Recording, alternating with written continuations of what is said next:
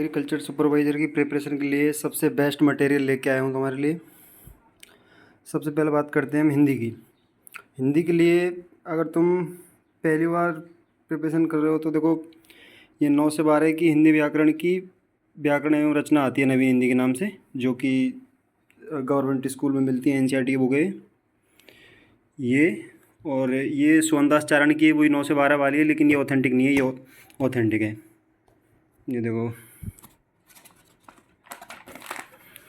Ajmer road का लगा हुआ है इस पर लोगो। उसके बाद अगर ये कंप्लीट हो जाती है, ये ज़्यादा तो नहीं लेकिन तुम्हारे 15 में से 6-7 क्वेश्चन सही करवा देती है। इससे ऊपर बात करते हैं दूसरी हिंदी के लिए बेस्ट बुक, ये व्याकरणमाला। KR मैया इसके राइटर हैं। ये मुझे सबसे शानदार बुक लगी है हिंदी के लिए। हिंदी के लिए ये 2 चीज़ें इनफ हैं। फिर करते हैं बात जीके की।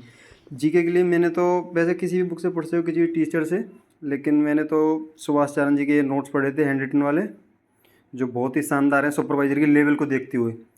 इनमें से तुम अपने टॉपिक हैं वो टिक करके पढ़ सकते हो सारे, ज़रूरी नहीं है सारा ही पढ़ो, ये जो अपने सिलेबस में है उसके हिसाब से पढ़ सकते हो।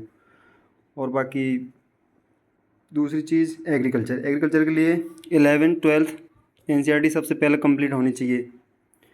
उसके बाद सबसे इम्पोर्टेंट है ये छोटी सी बुक है, लेकिन मैं कह रहा हूँ एग्रीकल्चर के लिए ये पढ़ लो तीनों चीज़ें। 60 में से 50+ क्वेश्चन तुम्हारे कंफर्म कंप्लीट हैं इन तीनों से।